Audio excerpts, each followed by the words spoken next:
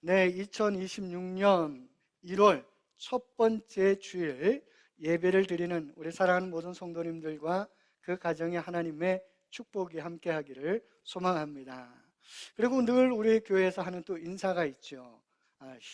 뭐죠? 샬롬이죠. 우리 앞뒤 옆을 보면서 한번 인사합니다. 샬롬. 하나님의 평화, 그 평화가 우리 사랑하는 성도님들과 그 가정 속에 또한 함께하기를 축원합니다. 새해를 시작하면서요, 우리가 나아갈 신앙의 새로운 이정표를 그려보면서 새로운 표를 만들었습니다.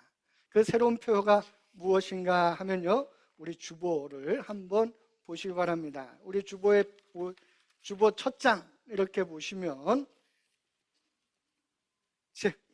있습니다. 표가 복음의 은혜로 일상의 온전함을 이루자. 설교 제목이기도 합니다. 같이 한번 읽어보죠. 시작. 복음의 은혜로 일상의 온전함을 이루자. 실천사항 3가지가 있습니다. 그것도 같이 읽어보죠. 엎드리면 기도하고, 앉으면 성경 읽고, 일어서면 전도하자. 그래요. 2026년 우리가 어떻게 신앙의 이정표를 세우고 살아가야 할까 하는 것을 이렇게 정해 보았습니다. 신구약 성경을 관통하는 하나의 사상이 있고 그 사상의 중심되는 말씀이 있습니다. 그 말씀 중에 하나가 내가 거룩하니 너희도 거룩하라. 우리 하나님께서 말씀하셨습니다. 그리고 예수님께서 또 이렇게 예식하셨죠. 하늘에 계신 너의 아버지께서 온전하신 같이 너희도 온전하라. 이러한 사상, 이러한 하나님의 말씀을 알고 있던 사도 바울은 에베소서 5장 1절에 우리를 향하여 하나님을 본받는 자가 되라 이렇게 말하였습니다. 이것은 하나의 사상 속에 있습니다. 무엇일 것 같습니까? 그것은 하나님을 닮은 자가 되라. 다른 말로 하면 하나님의 성품을 가진 하나님의 자녀로 날마다 성숙하라 하는 그런 의미가 담겨 있습니다. 이 말씀, 완전하라 하는 이 말씀은 우리에게 부담이 됩니다. 왜냐하면 나의 자신을 돌아볼 때 나는 부족한 것이 너무나 많고, 그렇기 때문에 온전하라, 완전하라 하라는 이 말씀은 언제나 좀 너무나 이상적인 것 같은, 내가 잡을 수 없는 그런 말씀인 것 같습니다. 그렇다면 왜 하나님은 우리에게 같은 의미의 이 말씀을 계속하셨고 제자들, 그들은 이 말씀을 붙들고 살았을까 하는 것입니다. 더 나아가서 왜 우리는 온전한 사람이 되어야 할까라는 것입니다. 결론적으로 말하면 우리는 하나님의 형상으로 창조되었습니다. 그래서 하나님을 본받는다라는 것, 하나님이 거룩하니 너희도 거룩하라, 너희가 완전하라 하신 말씀은 창조의 우리의 모습을 회복하라라는 말씀입니다. 그래야 하나님과 교제하며 행복하게 살기를 바라시는 하나님의 마음이 이 말씀 속에 담겨 있다는 것입니다. 여러분, 왜 신앙생활 하십니까? 왜 신앙생활 하시죠? 제가 2025년 초반에 가르쳐 드렸었는데, 왜 신앙생활 하냐고 다른 사람들이 물어본다면 뭐라고 대답하라고 가르쳐 드렸습니까? 할렐루야, 기억하고 계신 분이 있었다는 게 얼마나 감사한지 모르겠습니다. 누군가 여러분에게 왜 신앙생활을 합니까? 이렇게 물어본다면 행복하게 살기 위해서입니다 라고 답하라고 가르쳐 드렸습니다. 하나님은 우리가 이 땅에서 행복하게 살아가기를 원하십니다. 하나님의 자녀로서 행복한 삶을 누리기를 원하십니다.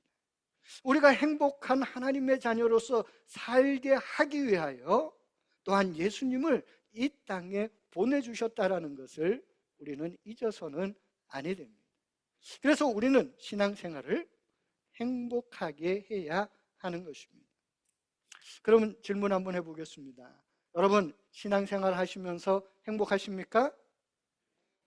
아멘? 네, 억지로 아멘 하시는 분들도 있겠지만 아멘 하시는 분도 있고 안 하시는 분도 있지만, 그러나 분명한 건 우리가 신앙생활을 하면서 행복해야 한다는 것은 변하지 않는 진리다라는 것입니다. 하나님은 우리가 행복하기를 원하셔요. 그리고 하나님 안에서 기뻐하고 즐거워하며 행복하게 살아가기를 원하시는 것입니다. 그래서 성경에 뭐라고 얘기합니까? 행복해하라는 거예요. 행복. 우리가 행복해야 하나님도 행복하셔요. 우리가 자녀를 키워보는 여러분, 자녀가 불행한데 부모가 행복할까요, 여러분? 그런 부모는 아무도 없을 겁니다. 자녀가 행복한 모습을 볼 때 부모는 행복합니다. 저희 어머니하고 통화할 때마다 늘 하시는 말씀이 있어요. 너희들이 잘 사는 모습을 보니까 내가 너무나 좋구나. 그런데 제가 우리 딸들을 바라보면서도 똑같은 마음이에요. 우리 제 딸들이 잘 살아가는 모습을 보면 너무나 행복합니다. 하나님의 마음도 같을 거라고 저는 생각합니다. 우리가 이 땅에서 행복하게 살아가는 모습을 보면 하나님의 마음도 행복하실 것입니다. 그런데 우리가 이 땅에서 살아가는 모습이 행복하지 않다면 하나님도 행복하지 않으실 거예요. 마음이 아프실 것입니다. 우리의 행복을 위하여 자신의 아들 예수 그리스도를 우리에게 보내주셨는데, 그래서 그분을 통하여 우리의 삶이 새로운 길, 행복의 길로 가기를 열어주셨는데 그 길을 가지 못하고 있다는 것, 하나님의 얼마나 아픔일까 하는 그런 생각을 해봅니다. 여러분, 예수님 안에서 행복하게 살아가는 우리 모두가 되기를 축원합니다. 행복하게 살아가는 것, 앞에서 말씀드렸던 것처럼 하나님을 닮아가는 것. 내가 거룩하니 너희도 거룩하라. 하늘에 계신 너희 아버지께서 온전하신 것처럼 너희도 온전하라 하는 이 말씀 속에 담겨 있다라는 사실입니다. 하나님 앞에 온전한 자, 완전한 자라는 그런 명칭을 들었던 사람이 노아입니다. 창세기 6장 9절을 보면요, 노아는 의인이요 당대의 완전한 자라. 그는 하나님과 동행하였으며, 이렇게 말하고 있습니다. 하나님께서 노아를 완전한 자라고 인정하셨다라는 겁니다. 이 완전한 자로 번역된 히브리어 타밈은요, 결함이 없는 도덕적 완벽함을 의미하는 것이 아닙니다. 여기에는요, 하나님을 향한 나뉘지 않은 마음, 하나님을 향한 분열되지 않은 신실함, 그리고 그 마음을 갖고 그 삶을 갖고 하나님과 동행하는 삶을 의미합니다. 그러기에 완전한 자라는 것은 하나님과 함께 동행하며 그 마음이 하나님을 향하여 나누어지지 아니하는 그러한 사람이다라는 겁니다. 그런 노아, 행복했을까요? 불행했을까요, 여러분? 행복했을 거라고 추측합니다. 왜냐하면 하나님과 함께하는 삶이었기 때문에 그렇습니다. 여러분, 하나님과 함께 살아가는 삶 속에 행복이 있다라는 것 기억하셔야 합니다.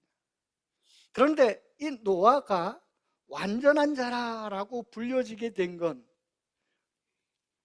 하나의 이유가 있습니다. 그 이유는 8절 말씀에 있습니다. 8절 같이 한번 읽어보도록 합니다. 그러나 노아는 여호와께 은혜를 입었더라.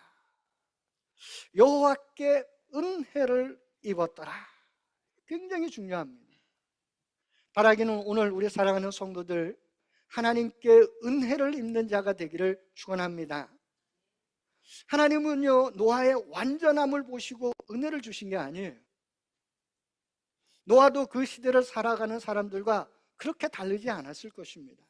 도덕적으로 우리가 생각하는 것처럼 완전하지는 않았을 것입니다. 그렇지만 하나님은 그 노아에게 은혜를 주셨습니다. 하나님의 은혜 안에 있는 그 노아, 하나님의 은혜 안에서 그 은혜에 따라 살아가며 하나님과 동행했던 그 삶을 살았던 노아, 그렇기 때문에 하나님은 그를 완전한 자라 부르셨다라는 것입니다. 그러기에 노아의 완전함은 인간의 노력으로 성취하신 것이 아니라 하나님께서 주신 은혜의 열매인 줄로 믿습니다. 우리가 하나님의 은혜를 받으면 하나님과 동행하는 삶을 살아가게 되고 그 안에서 완전함의 열매를 맺어가게 되는 것입니다. 곧 은혜가 뿌리고 완전함 그 열매다라는 것입니다. 그럴 때 그 삶 속에 행복이 있게 된다 하는 말씀입니다. 여러분, 행복하게 살고 싶으십니까? 하나님과 동행하십시오. 우리 하나님은 언제나 팔을 크게 벌리시고 우리가 하나님의 그 가슴 안에서 행복하게 살아가기를 원하고 계십니다. 하나님을 밀어내거나 하나님의 손을 놓는 것이 아니라 그 하나님의 손을 붙들고 하나님의 품 안에서 행복한 삶을 살아가는 우리들이 되기를 소망합니다. 또한 이번에 두 번째 마태복음 5장 48절의 말씀을 같이 생각해 보려고 합니다. 우리 주님께서 그러므로 하늘에 계신 너희 아버지의 온전하신가 같이 너희도 온전하라 이렇게 말씀하셨습니다.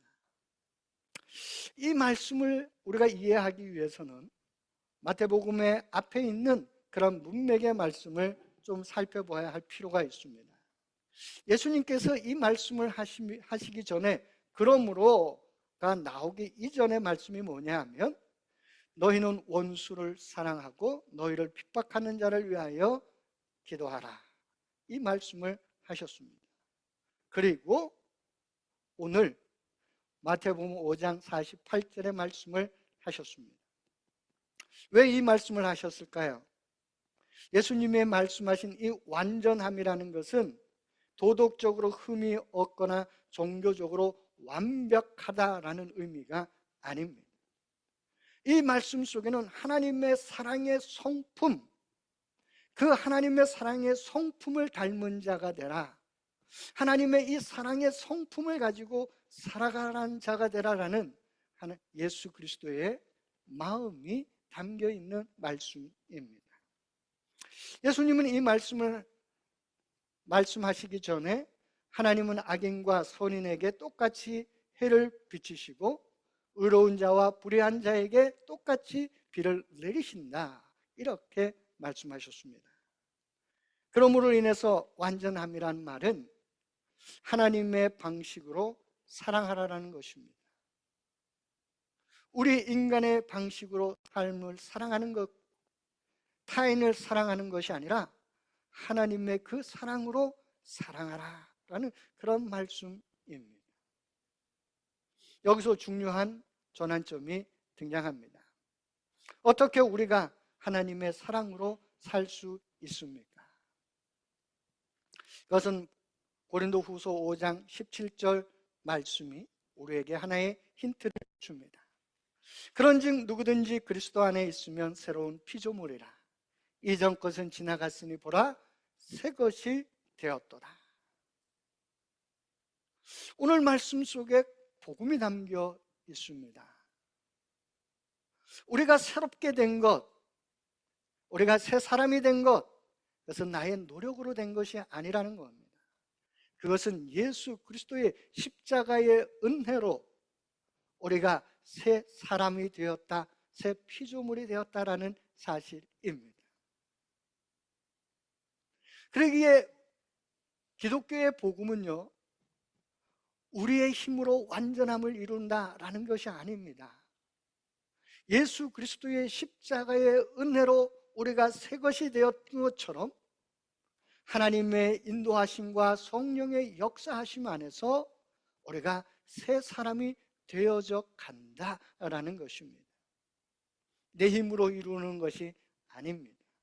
그것은 내 삶 속에 역사하시는 그 성령, 우리 하나님께서 우리를 그곳으로 인도해 가시는 줄로, 우리를 그렇게 빚어 가시는 줄로 믿습니다. 어떻게? 내가 내 안에 성령님을 맞아들이고 성령님의 인도하심에 순종하며 따라갈 때 내 삶의 완전함을 하나님께서 이루어 가신다라는 그러한 말씀인 것입니다. 우리 스스로 완전함을 이루러 살아간다면 어쩌면 우리는 힘들고 지쳐서 넘어질 것입니다. 그 삶을 살아가기 위하여 노력하다 보면 어쩌면 우리는 율법주의에 빠질 수 있습니다. 그런데 성령의 인도하심에 따라 하나님과 동행하며 살아간다면 내 삶 속에 성령의 열매가 맺혀지며 내 삶이 하나님의 모습을 닮은 완전한 자로서 변화되며 그러한 모습으로 가게 될 줄로 믿습니다. 우리는 새 것이 되었습니다. 그러나 내 힘으로 된 거 아닙니다. 예수 그리스도의 십자가의 복음의 은혜로 새 것이 되었습니다. 그러기에 여러분 소망하십시오. 내가 2026년을 살아가면서 내가 하나님과 동행함으로 내가 하나님의 손에서 완전한 자로 빚어지며 내가 하나님의 형상을 회복하며 하나님을 닮아가며 행복하게 살아가는 삶을 꿈꾸는 우리 모두가 되기를 소망합니다. 2026년 우리가 세상적으로 갖는 꿈들과 소망들이 있습니다. 그런데요, 그것보다도 우선되어야 할 것은 내가 하나님의 자녀로서 난 어떻게 살아가야 할까? 그것이 우선순위가 되어야 합니다. 그것이 우선순위가 되을 때 우리 하나님께서 우리에게 더하여 주실 줄로 믿습니다. 우리 예수님 산상수훈을 말씀하면서 무엇을 먹을까, 무엇을 입을까, 무엇을 마실까 걱정하지 말아라. 이방인도 다 하는 걱정이다. 그러나 먼저 너희는 그의 나라와 의를 구하라. 그리하면 이 모든 것을 너희에게 더해 주시리라. 여러분, 하나님과 동행하며 하나님의 손에서 완전한 자로 빚어지며 우리 주님이 하신 그 말씀이 내 삶 속에서 이루어지는 것을 경험하며 내 삶에 더해 주시는 하나님으로 인하여 기뻐하고 즐거워하며 또한 그것을 더해 주시는 하나님을 경험함으로 살아계시고 역사하시는 하나님 안에서 행복한 삶을 살아가는 우리 모두가 되기를 축원합니다. 그러한 삶이 우리 안에 가득하기를 축원합니다. 우리 함께 기도하도록 하겠습니다. 한번 우리 함께 묵상하도록 합니다.